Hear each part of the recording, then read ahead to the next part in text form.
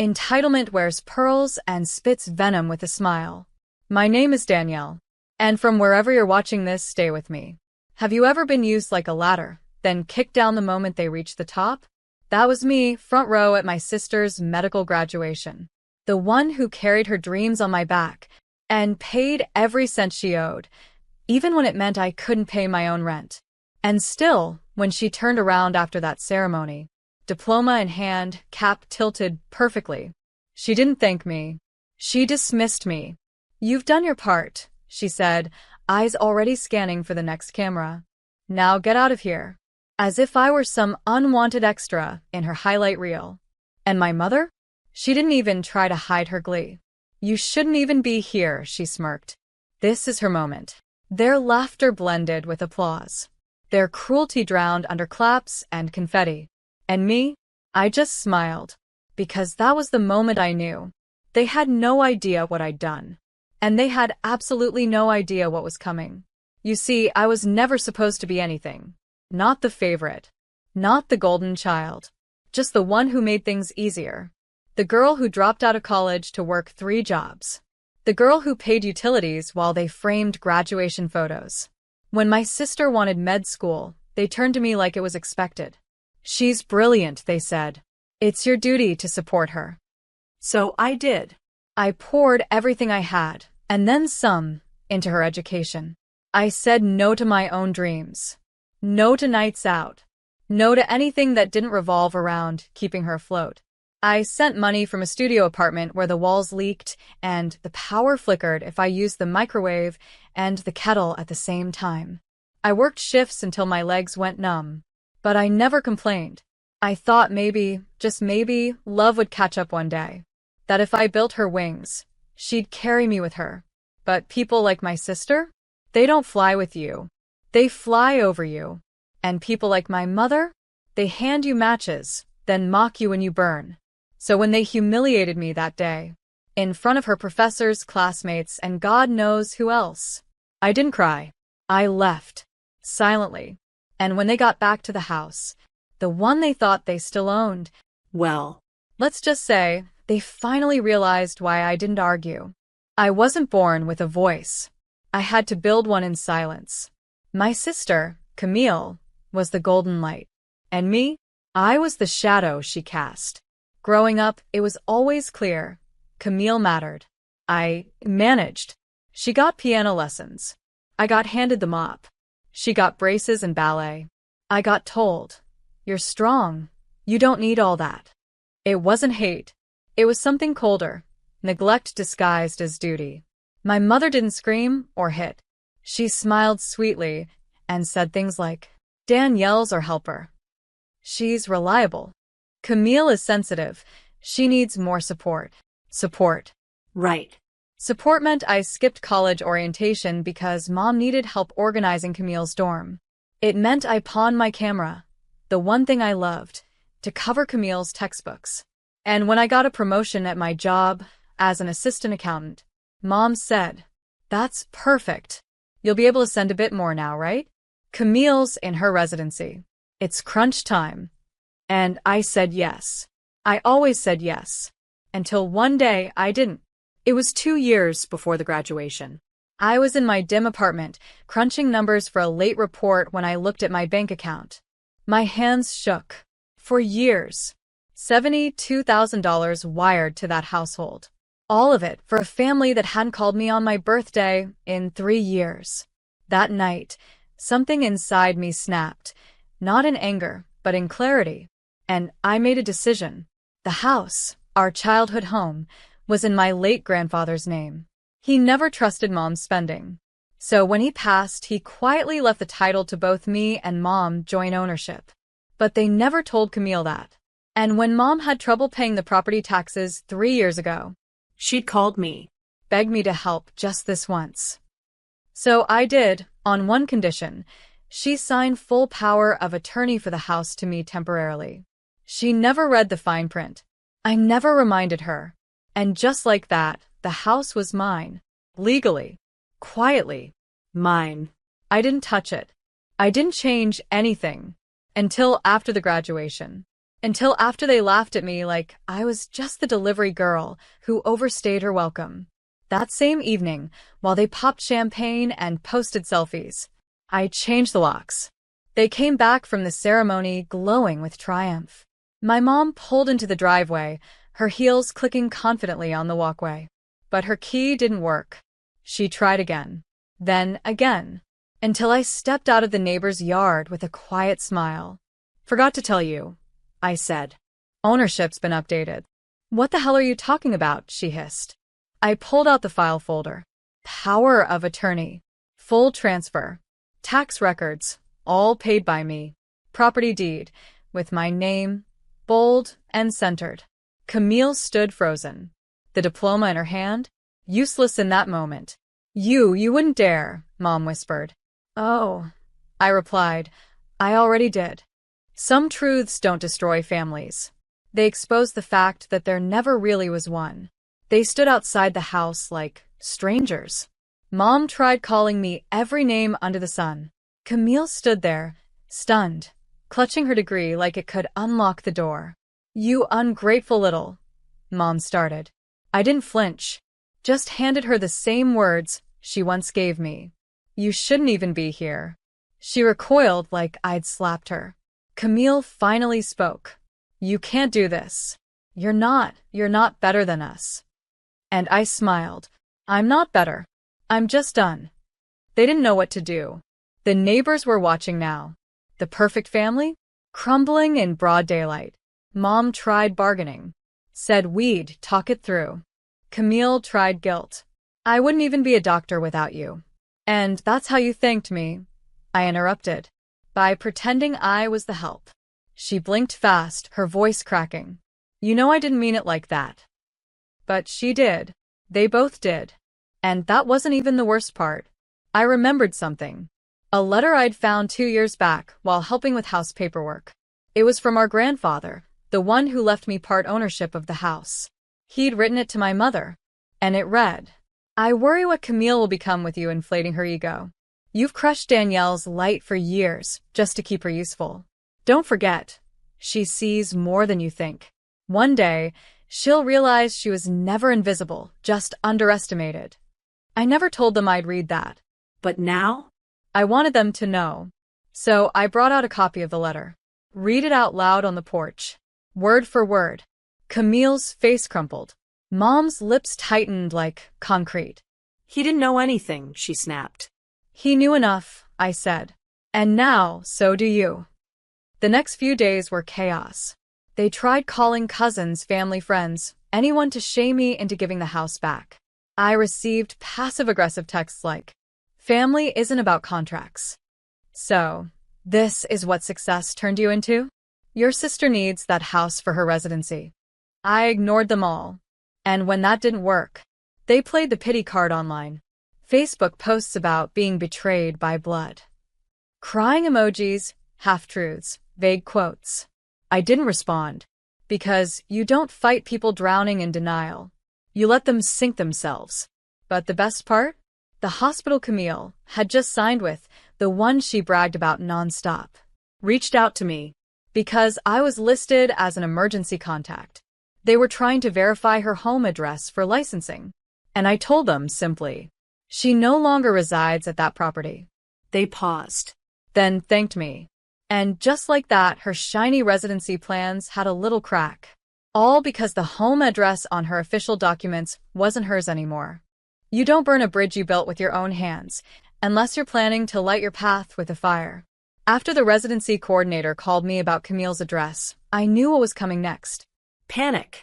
Camille had built her future on one assumption, that I'd always stay in the background, quiet and convenient. Now? Her license process was delayed because her legal residency was under dispute. The same home she bragged about decorating on Instagram, legally listed under me. Within 48 hours, I got a call. Not from Camille. From her boyfriend, Ryan. A soft-voiced, well-meaning finance bro with expensive teeth and a tendency to say, "Let's not make this messy." "Danielle, hey," he began, overly friendly. "Camille's super overwhelmed. Can we maybe just talk? Like adults?" I let him talk. He explained how important her career was, how she'd freaked out after the graduation, how she didn't mean to come off harsh. Then came the ask. Look, if you could just sign something, anything, to make the house thing go away. I stopped him. Let me guess. Camille sent you instead of calling herself. Silence. She said you might be too emotional right now, he replied. I laughed. Not because it was funny, because it was textbook Camille. I said no. No discussion. No compromise. Then I did something petty and poetic. I made a public post. Nothing loud. Nothing mean. Just a single photo of the house, lit beautifully by the sunset, captioned. Some of us learned how to build homes. Others only knew how to decorate them. It went viral. Within hours, people from town were messaging me. Is this about Camille? I always wondered how she afforded that place. Didn't you support her through school? And then came the twist Camille didn't see coming. Years ago, while working a temp job, I built a private blog. Quiet stories about invisible siblings, sacrifices, secrets, love and loss. It had grown quietly. Thousands of readers. Mostly women. Mostly people like me, tired of being the silent backbone. I had never used my real name. But after the graduation incident, I linked the blog to that photo post. People made the connection. Suddenly, the girl who'd done her part and needed to leave became a symbol. I was getting interview requests, podcast invites. Camille? She was getting questions. That week, she called me, not to apologize, to demand. What the hell did you post? You're ruining everything. Do you want me to fail? I let her rage. Then I said, Funny.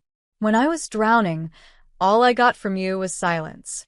She hung up, and that was the last time I heard her voice for a while. They spent years crafting a lie.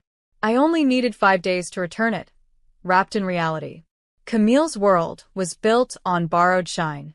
My money, my silence, my belief that family meant sacrifice. Now that I'd stopped feeding the illusion, it was crumbling like cheap wallpaper in a storm. After the blog went viral, messages poured in. From strangers, former classmates, even our old family friends. They didn't want gossip. They wanted truth. And I gave it, not with rage, but with receipts. Photos of money transfers. Emails of thank you notes Mom had written on Camille's behalf, always with the line, "You're such a blessing to your sister. We'll repay you someday." I never expected repayment, but I wasn't about to let them rewrite history. Then came the call that shattered the last bit of Camille's mask.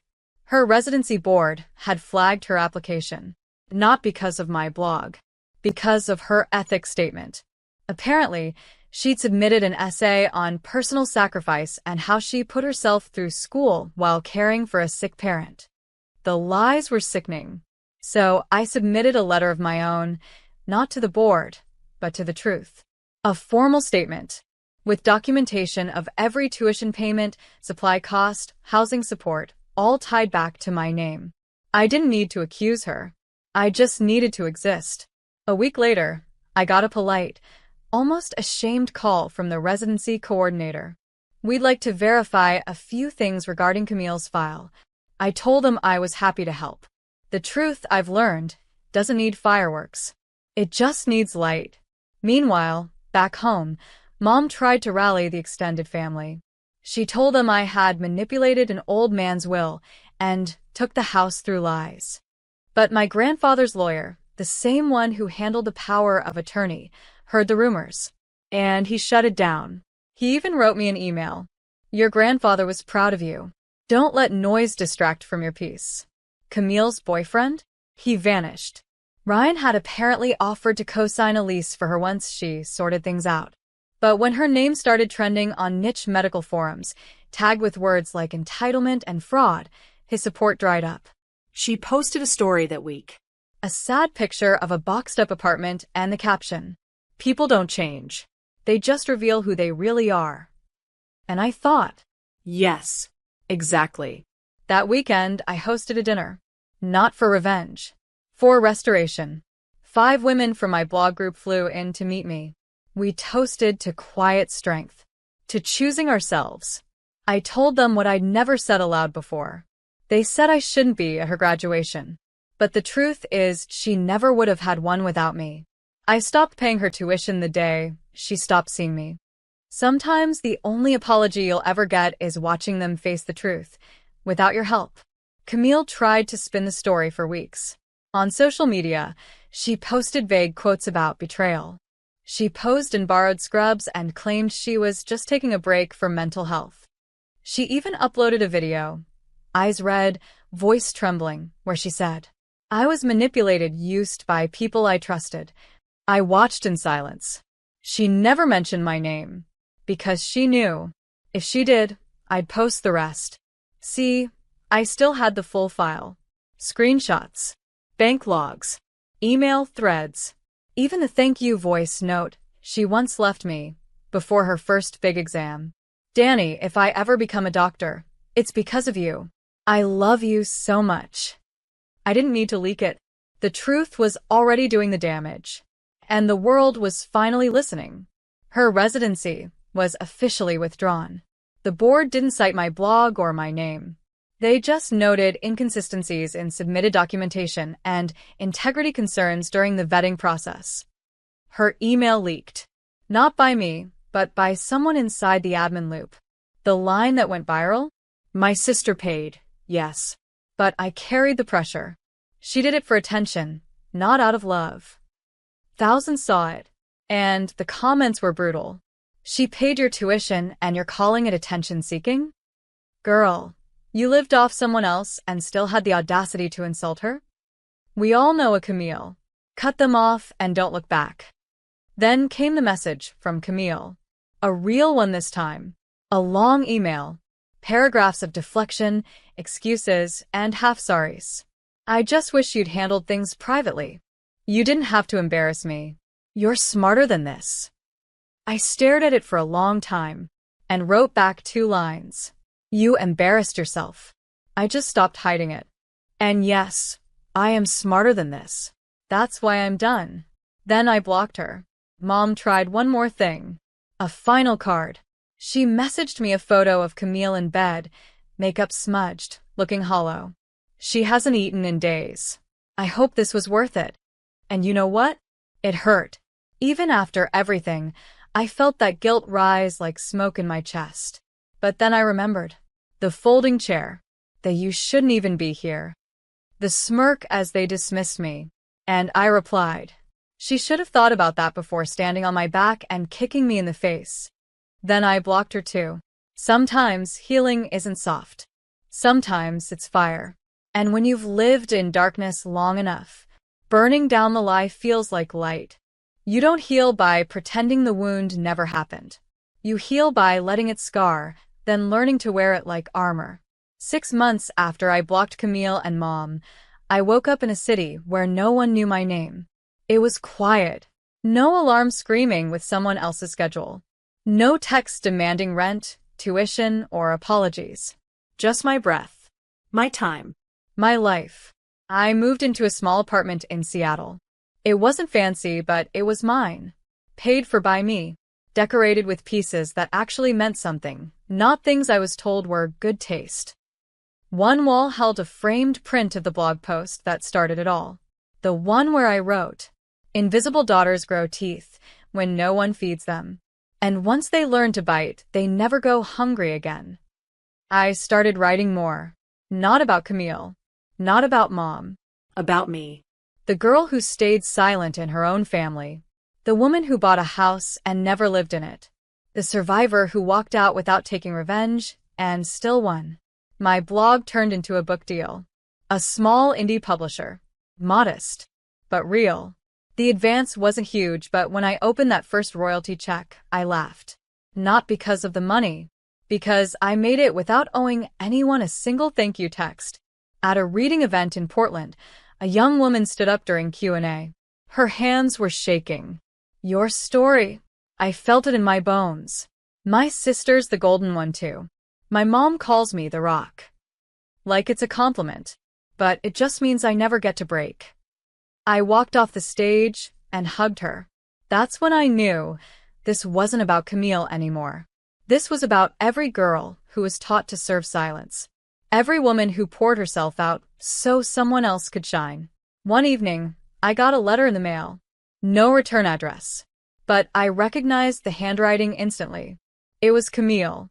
Inside was a photo of us as kids, her in a princess dress, me in the background holding up her train. And a single note. You were always the one holding it all together. I just never looked back to see you. No apology. No request. Just that. I didn't cry.